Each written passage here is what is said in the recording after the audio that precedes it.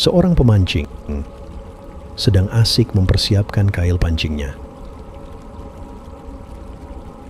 Sepertinya banyak ikan di sini. Aku mau pancing di sini saja.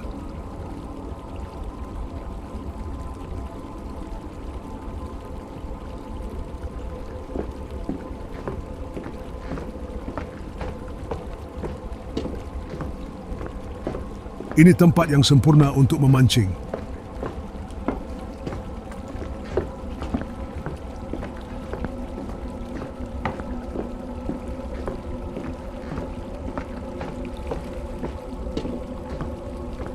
Joran pancing pun dilempar ke sungai. Ayo ikan-ikan datanglah. Yeay! Dan ia sambil terduduk hening menunggu kail pancingnya. Datang lagi. Berharap ada ikan yang akan segera memakan umpan. Kalau dapat banyak, besok bisa kujual di pasar. Di dalam keheningannya itu, tiba-tiba lewat begitu saja dari aliran sungai Apa itu? sebuah mayat tanpa identitas melintas tepat di hadapannya.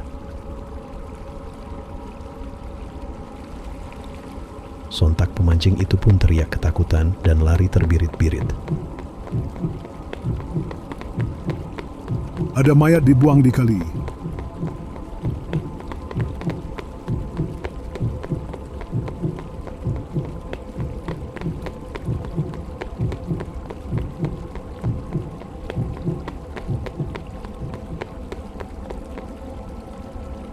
Tak berapa lama kemudian, sungai tersebut sudah penuh dengan polisi dan garis pembatas polisi.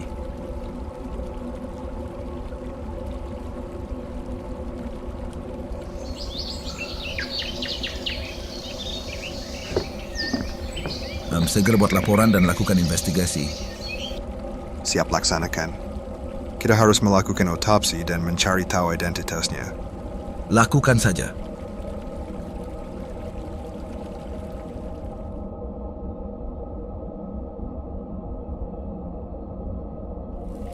Indi, seorang mahasiswa magang.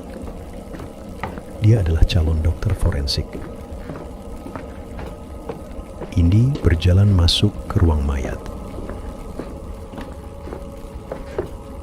Cukup lakukan tugas seperlunya saja.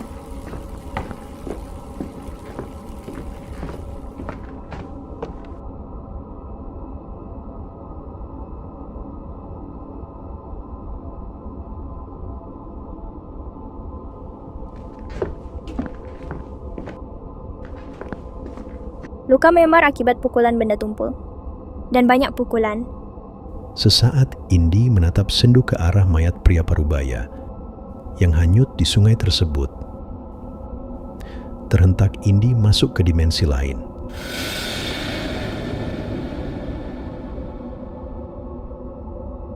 Terlihat seorang karyawan bernama Roni. Jadi engkau mau memberiku pinjaman atau tidak?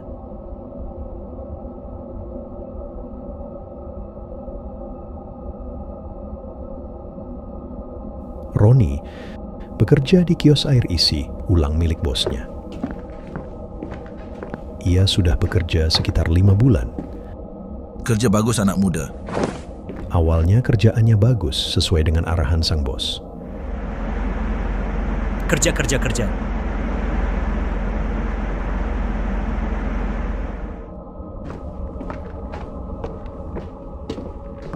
Cepatlah sedikit, para pelanggan sudah menunggu.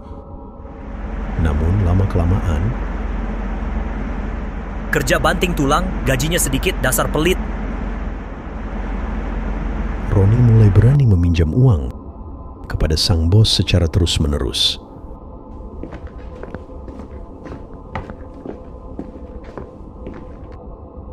Kau datang lagi? Aku butuh pinjaman, Pak. Tanpa tahu kapan hutang itu akan mampu ia bayar. Roni selalu beralasan Hutang lagi? bahwa hutang yang hendak ia pinjam itu Aku butuh, Pak. akan digunakan untuk kebutuhannya sehari-hari. Tolong, kasih pinjaman lagi, Pak.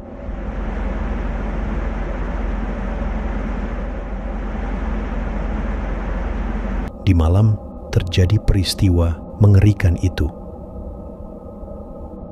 Kau sudah terlalu sering meminta pinjaman. Terjadi cekcok antara bos dan Roni. Sang bos diduga tak mau lagi memberikan hutangan kepada Roni. Aku butuh uang mendesak, Pak. Untuk makan dan kebutuhan harian. Karena hutang-hutang yang sebelumnya.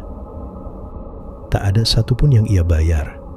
Jika aku tidak benar-benar butuh, aku juga tidak akan berhutang. Kesal tidak diberi hutangan lagi, Roni pun naik pitam. Dengan keras, Roni Dasar pelit. menghantamkan batangan besi yang ada di sampingnya, Kau jadi orang terlalu kikir, Pak Tua.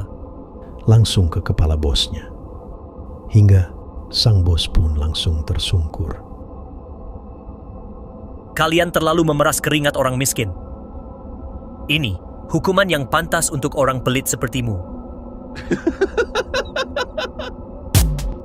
Aksi Roni tidak cukup sampai situ. Setelah menghantam kepala bosnya pakai besi, Kira-kira ada apa di sini? Roni langsung mengambil uang dari laci toko. Aku tahu uangmu banyak, Pak Tua.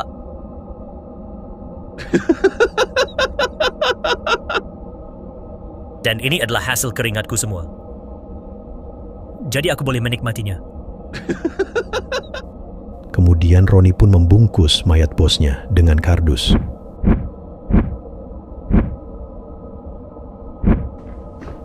Lalu memasukkannya ke dalam karung.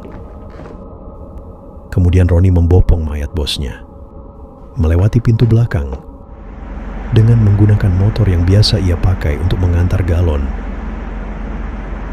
Roni meletakkan mayat bosnya di boncengan motor. Ia pun mengegas motornya menuju ke sebuah jembatan. Buang di sini saja. Terlihat aliran air sungai malam itu sangat deras. Jadi ide bagus bagi Roni untuk langsung melemparkan jasad sang bos ke sungai. Dengan begitu ia berharap tidak ada satupun barang bukti bisa ditemukan. Selamat jalan, Pak Tua. Dan jangan kembali. Aku berhak mendapatkan semua uang itu. Semua adalah hasil keringatku.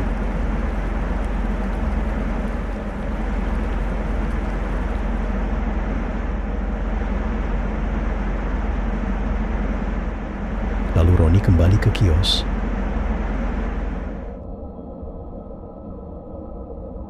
Aku harus segera membersihkannya.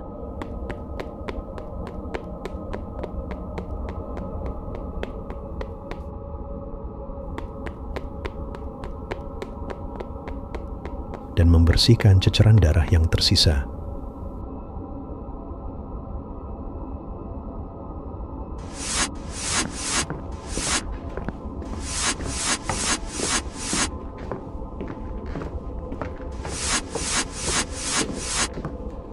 Tidak hidup, tidak mati. Tua bangka itu selalu menyengsarakan orang. Barang bukti harus segera dimusnahkan. Dengan segera pula Roni mengganti bajunya yang terkena bercak darah, lalu membakarnya di belakang kios. Jika saja kau tidak pelit,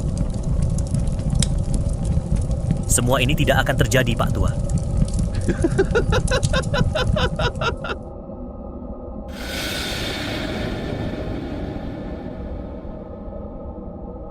Tiba-tiba sebuah tangan pucat menghentak bahunya Indi. Tidak lagi. Sudahlah, jangan ganggu aku. Kau bisa melihatku, nak. Arwah pria parubaya yang ada di hadapannya sekarang berada di belakangnya. Dibuka saja, biar mayatnya masuk angin. Anak ini benar-benar bisa melihatku. arwah pria itu terus membuntuti Indi. Kemanapun Indi pergi.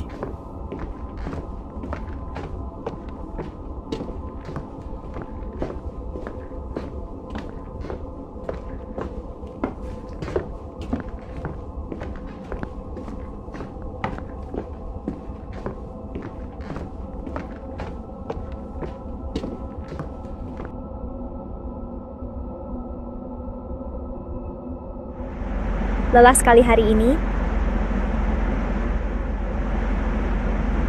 Aku ingin tidur seharian. Dan tidak diganggu siapapun. Kau bisa melihatku kan?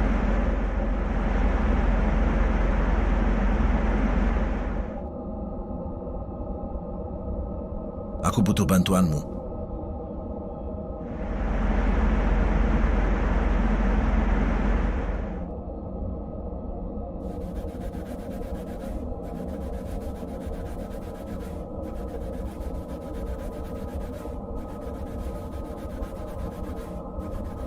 Aku tahu kau bisa melihatku.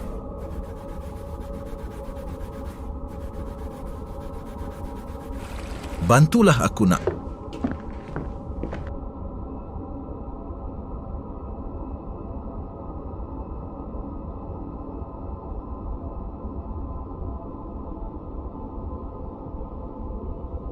Ku mohon, bantulah aku, nak.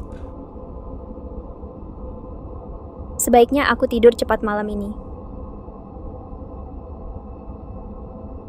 Hingga akhirnya Indi kesal dan terpaksa menolong arwah pria parubaya tersebut.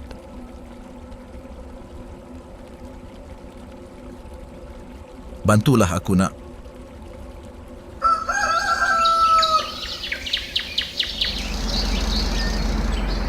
Indi langsung datang ke toko yang ditunjukkan arwah parubaya tersebut.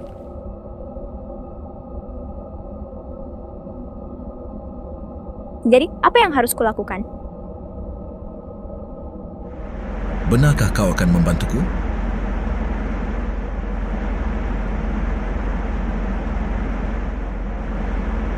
Aku mau kau mengambil rekaman CCTV. Jadi anak muda berbaju hitam itu karyawanmu? Di dalam toko ada 3 CCTV. Salah satunya tersembunyi di rak buku. Aku ingin kau menyerahkannya kepada polisi. Kenapa kau tidak meminjamkan uang saja padanya? Umurnya baru 16 tahun. Awalnya dia bekerja dengan sangat baik. Namun lama-kelamaan sifat aslinya mulai muncul. Dia terus-terusan meminjam uang dengan alasan yang tidak masuk akal.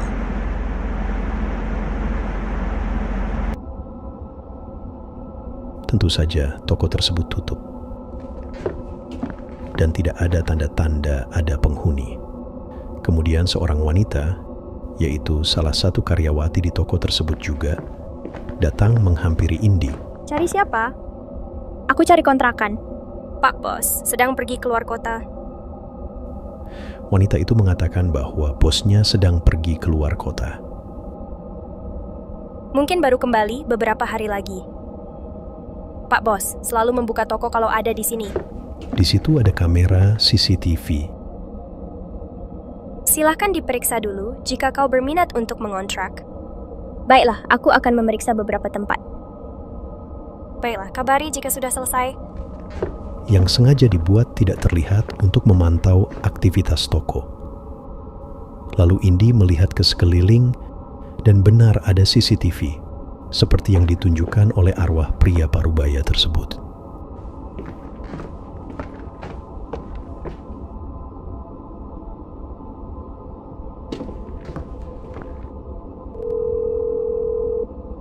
Apa aku pakai jasa kurir saja ya? Sepertinya pakai kurir lebih aman. Daripada harus ketemu polisi langsung.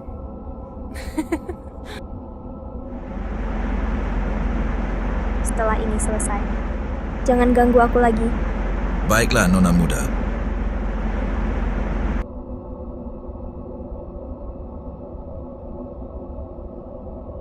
Indi datang ke kantor polisi dan menyerahkan rekaman CCTV. paket datang. Lagi-lagi kiriman misterius untuk polisi muda.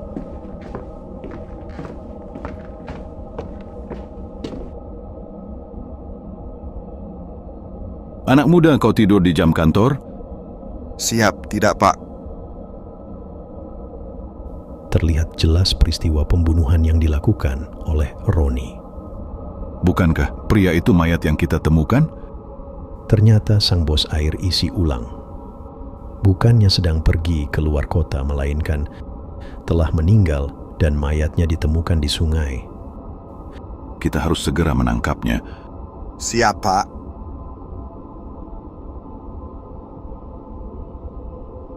Beberapa hari kemudian,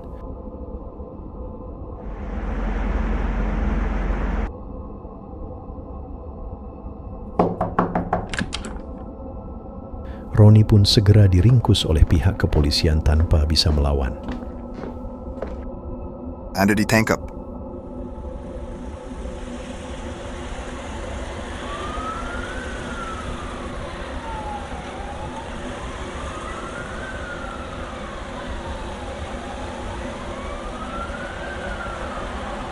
Sedangkan kios air isi ulang itu sekarang benar-benar sudah disegel.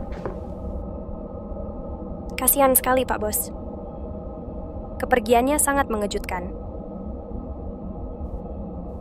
Atas tertangkapnya Roni, Aku masih di bawah umur. Mereka tidak bisa menangkapku. Aku hanya mengambil yang menjadi milikku. arwah sang bos pun sekarang bisa pergi dengan tenang.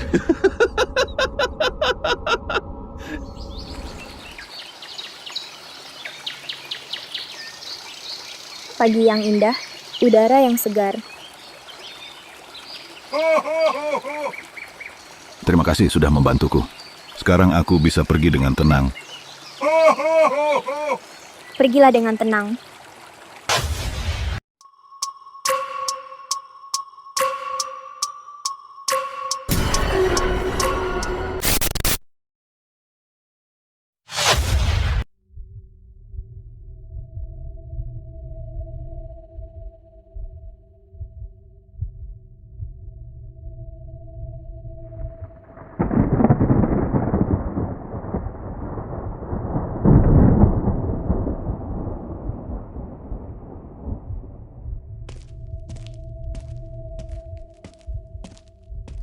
Sedari tadi Marni hanya mondar-mandir di dalam kamar sambil mengelus pinggangnya yang terasa amat sakit. Semakin lama sakitnya semakin menjadi. Kenapa kau tidak kembali juga, Mas? Perutku benar-benar terasa sakit. Aku khawatir jangan-jangan hari ini waktunya. Peluh keringat di wajahnya menetes dan membanjiri. Coba aku telepon. Sambil terdengar rintik-rintik hujan di atas atap disertai angin kencang. Pertanda akan turun hujan lebat. Marni mencoba menelepon suaminya, tapi nomornya tidak aktif. Angkat, Mas. Sedang orang tua dan mertuanya tinggal jauh dari tempat tinggalnya. Cepat angkat teleponnya, Mas. Begitu juga rumah para tetangga.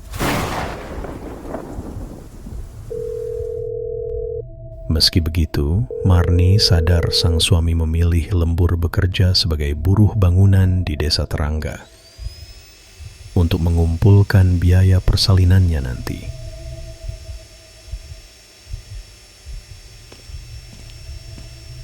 Edi, kemarilah, kami perlu bantuanmu. Siap, Pak.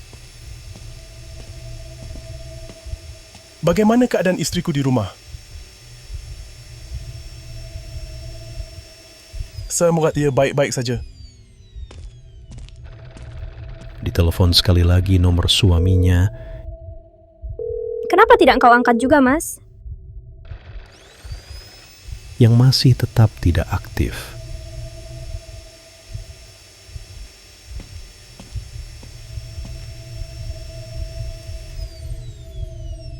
Kenapa perasaanku jadi tidak enak? Hari makin semakin gelap. Benar-benar tengah malam.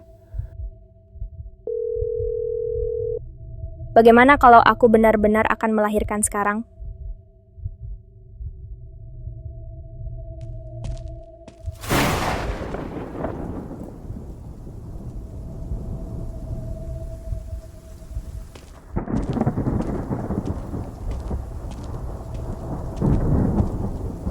Di luar akan turun hujan lebat. Bagaimana ini?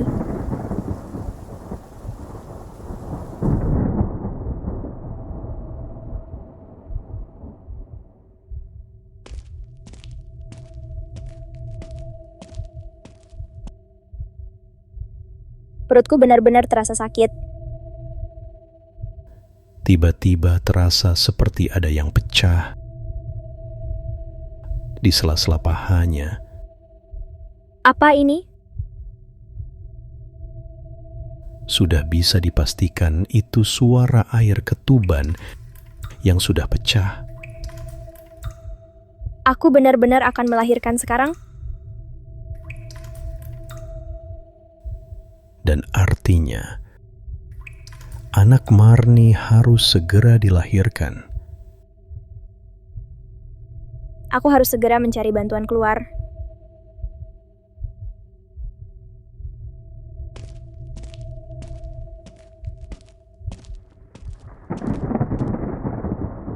Ya Tuhan, hujannya sangat deras. Segera Marni berjalan dengan pelan keluar rumah. Walaupun penerangan jalan masih seadanya,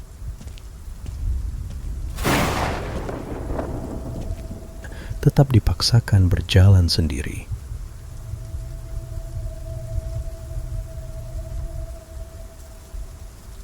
Sendirian dengan jalan kaki. Begitu gelap. Yang tentu saja jaraknya tidak dekat dari rumahnya.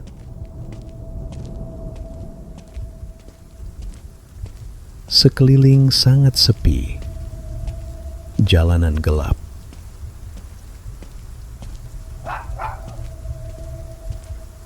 Rumah tetangga pun cukup jauh membuat Marni kesulitan untuk meminta tolong.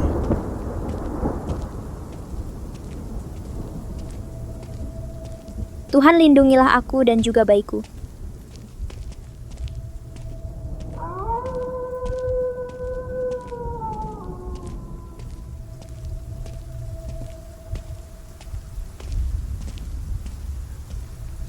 Terasa air ketuban mengalir semakin deras di sela-sela pahanya.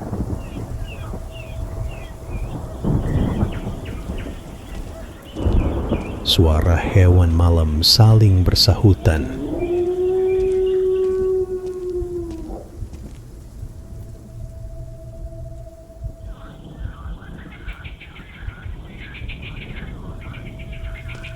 Marni terus berjalan dengan kepayahan, dibarengi dengan gerimis hujan dan suara petir.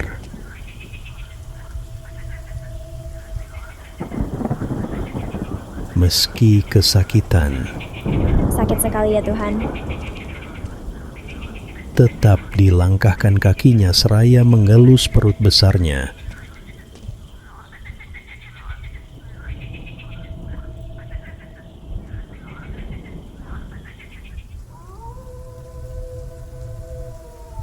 Dari kejauhan suara lolongan anjing saling bersahutan dari berbagai arah.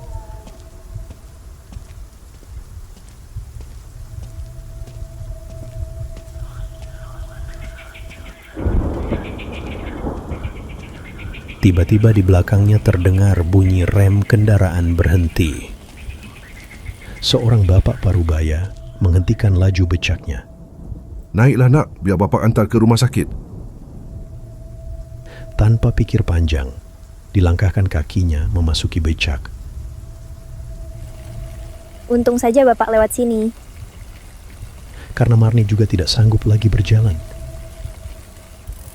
Becak yang dinaikinya pun melesat dengan cepat membelah jalanan yang sangat gelap. Marni yang merasakan kesakitan pun tidak menyadari jika mereka sudah sampai di depan rumah sakit.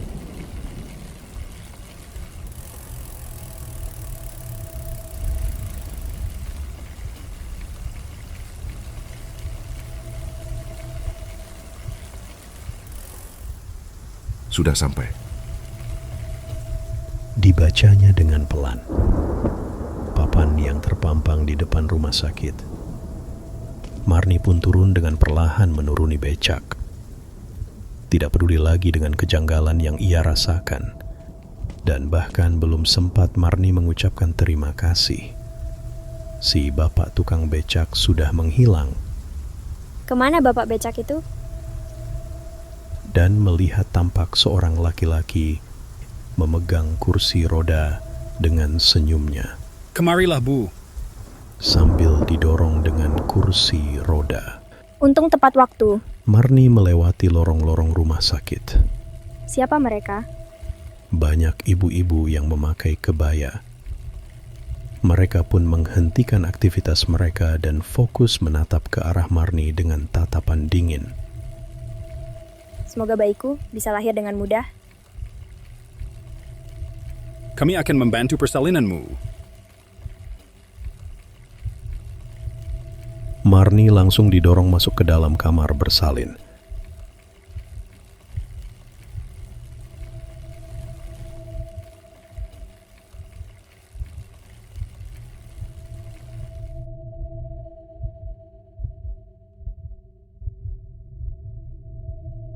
Masuklah. Tenang dan tahan rileks. Sakit sekali, dokter.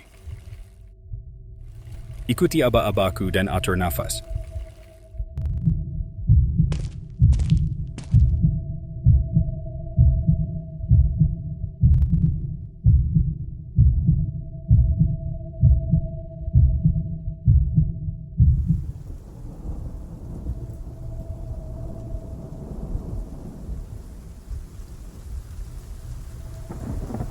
Hampir 3 jam Marni menahan sakit.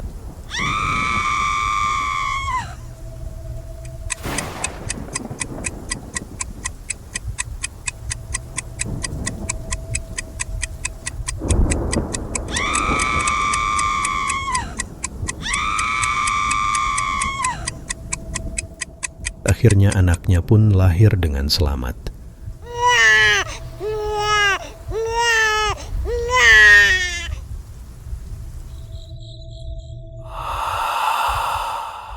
Anda melahirkan seorang putri yang cantik. Perawat cantik yang belum diketahui namanya itu pun meletakkan bayi itu di samping Marni. Bayiku sudah lahir. Marni pun tersenyum melihat bayinya. Mas Edi pasti khawatir jika ia pulang dan aku tidak ada di rumah. Ditariknya nafas panjang, Marni benar-benar sedih. Membayangkan suaminya yang sudah pulang. Di mana istriku? Pasti sangat mengkhawatirkannya karena menghilang secara tiba-tiba. Kenapa tiba-tiba mengantuk?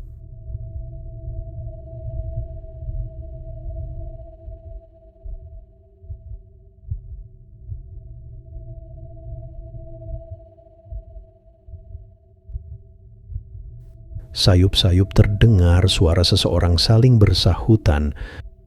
Aroma bangkai dan bunga kantil menyeruak. Sedang Marni sendiri masih berbaring di ranjang tempat bersalin. Dalam sekejap sang bayi sudah berada di dekapan dokter. Pak dokter. Tiba-tiba sang dokter berjalan membawa bayi Marni. Bayiku? Segera Marni turun dari ranjang. Bayiku akan dibawa kemana, Pak? Walau masih terasa nyeri, tetap dia paksakan berjalan mengikuti Pak Dokter dari belakang yang sedang menggendong anaknya keluar dari ruangan tersebut. Marni makin cemas karena Pak Dokter tidak menghiraukannya saat dipanggil. Suasana di luar masih gelap, tertutup awan gelap, dan hanya ada cahaya bulan yang membantu menerangi pandangannya. Di mana aku? Dan sekarang Marni tengah berada di lorong rumah sakit itu sendirian. Tampak di ruangan paling ujung pintunya membuka dan menutup dengan sendirinya. Apa itu? Marni melihat sesosok wanita berdiri memakai baju putih dengan wajah hancur dan berlumur darah menatap tajam ke arahnya.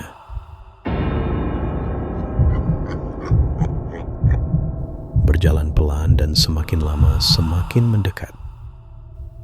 Sesaat Marni hendak teriak, tiba-tiba terdengar suara Pak Dokter mengagetkannya. Marni, ini bayimu.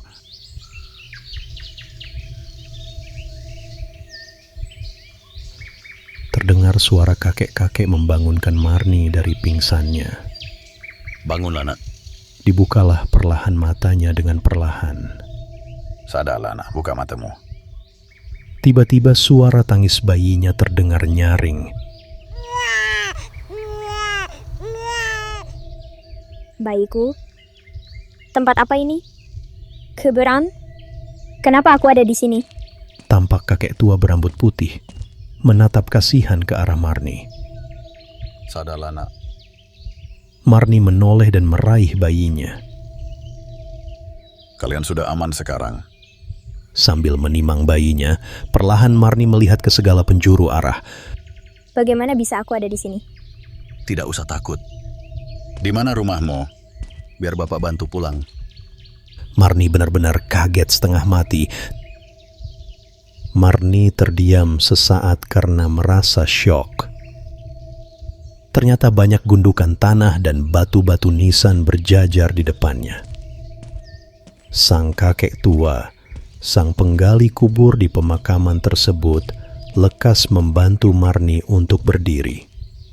Dan lekas beranjak dari area kuburan tersebut. Walau sulit dipikir dengan nalar, Marni telah mengalami persalinan gaib. Ia telah melahirkan di kuburan. Dan beruntungnya, sang bayi terlahir dengan selamat.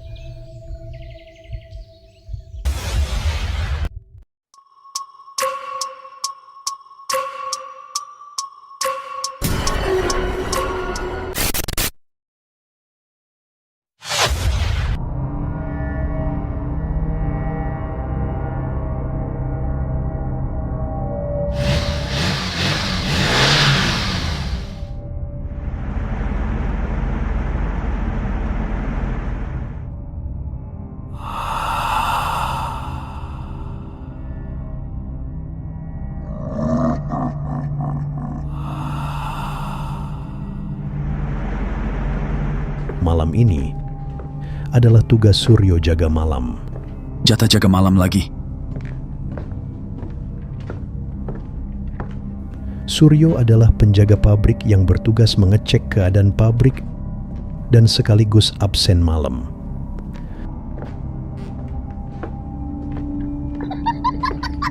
Selalu anak kecil ini yang datang. Pabrik tempat kerjanya Suryo memang terkenal serem. Awal masuk pabrik, hawa sekitar terasa berbeda. Seolah banyak mata yang tak kasat sedang mengawasinya. Suryo selalu mencoba menenangkan diri. Setiap kali ia meras merinding saat berkeliling. Dia lagi. Beberapa tempat ia periksa keadaannya. Semoga malam ini tidak terjadi yang aneh-aneh. Suasana malam di pabrik yang kosong benar-benar membuat bulu kuduk merinding. Dan hantu anak kecil Belanda sering muncul saat Suryo jaga malam. Kau ini hanya ketawa saja.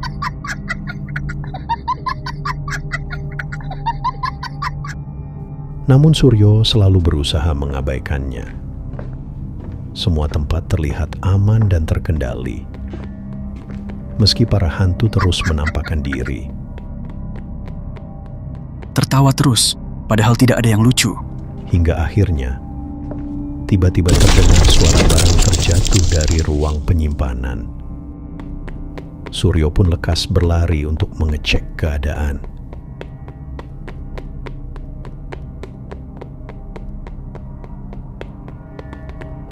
Bikin ulah apa lagi mereka? Awalnya tak terlihat hal ganjil. Suara apa tadi? Namun kemudian muncul sebuah labu hitam Labu? yang menggelinding ke arah Suryo. Terlihat janggal karena ada labu di pabrik. Aku tahu, kau pasti jadi kepala kan? Suryo pun meraih labu tersebut. Dan tiba-tiba labu hitam itu menyeringai sambil tertawa seram. Sudah kuduga.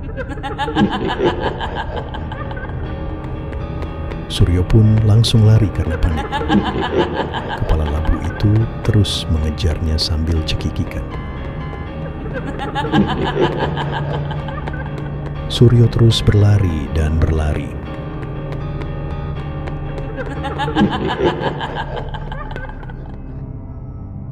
Tanpa sadar, ruangan pabrik itu tiba-tiba berubah menjadi hutan belantara. Sejenak Suryo stok, namun ia berusaha untuk tetap tenang. Permainan apa lagi yang mereka buat? Lalu bagaimana caraku kembali? Merepotkan saja. Dan suara hantu anak Belanda itu terus-terusan terdengar mengikuti langkahnya. Situasi ini makin membingungkan untuk Suryo. Tempat apa ini? Puas sekali dia mempermainkan orang seperti ini. Bagaimana aku pulang?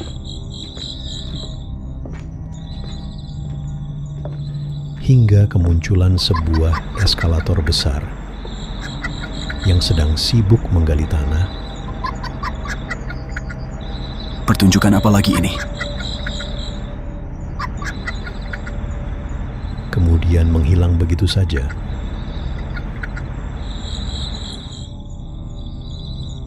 Ada-ada saja ulah para hantu itu. Di tengah kebingungannya, Suryo pun melanjutkan langkahnya.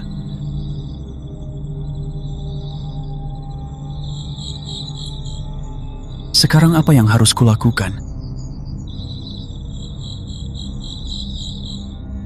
Dasar hantu kurang kerjaan.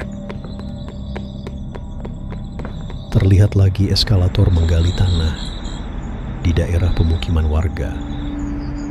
Dan muncul beberapa rangka manusia dari tanah yang ikut tergali.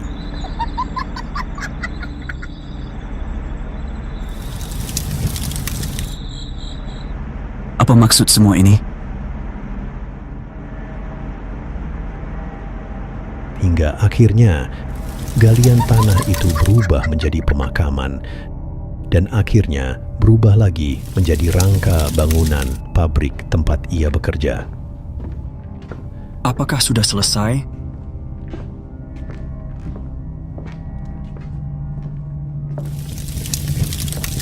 Masih dalam kebingungannya, Suryo berusaha tetap tenang dan melanjutkan langkahnya.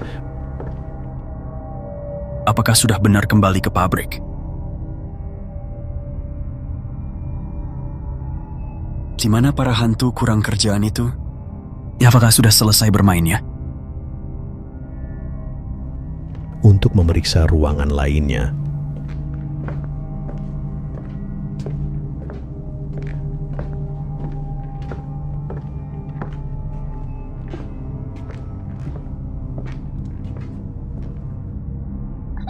dia muncul lagi.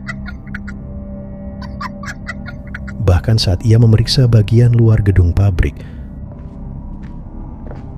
Sebaiknya aku cari udara segar dulu.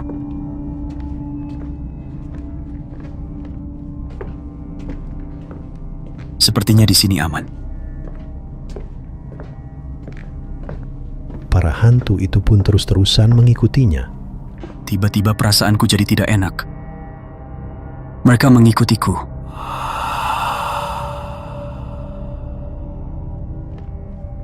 Tidak bisa, kalau begini terus.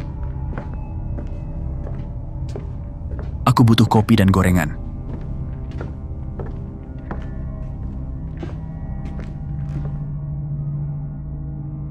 Sepertinya di sini aman.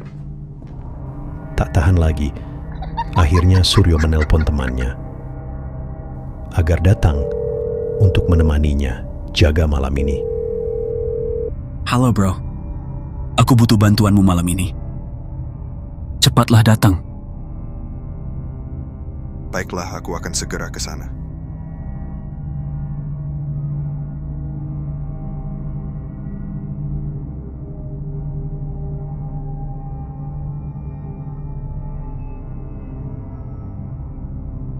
Kapan orang itu akan datang?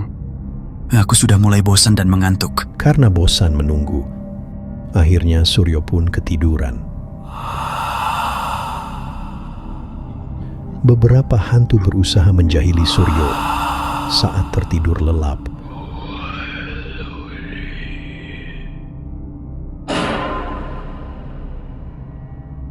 Namun ia terbangun karena dengan samar terdengar suara cekikikan. Mereka mulai datang lagi. Mana lapar dan tidak ada kopi. Lagi-lagi hantu kepala labu itu muncul. Dia lagi. Dan mengejar Suryo. Suryo pun langsung lari terbirit-birit. Hingga akhirnya ia menabrak seseorang. Hey bro, kenapa kau lari? Akhirnya kau datang juga bro. Teman yang ia telepon tadi akhirnya datang juga.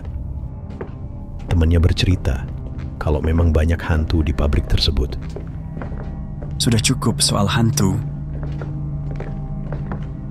Para hantu di pabrik ini memang terkenal sangat jahil, bro.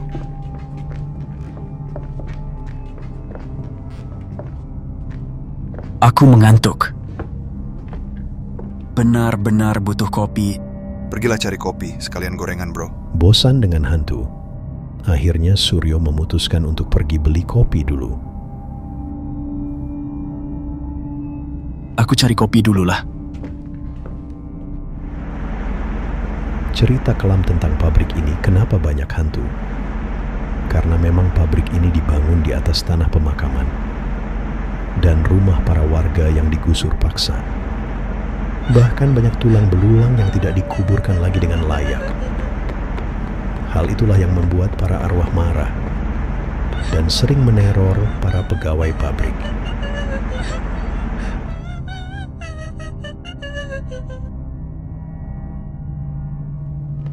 Semoga para hantu itu tidak menjahilimu, bro. Paling tidak sampai aku kembali.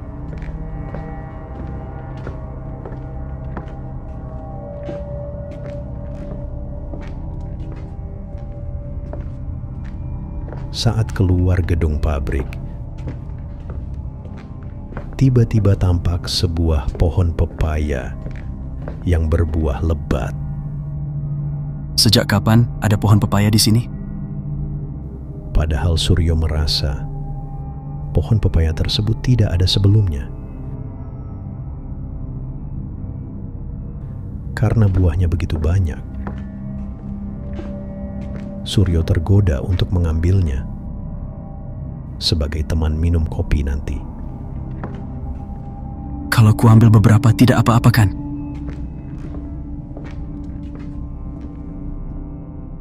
Jangan-jangan ada yang punya.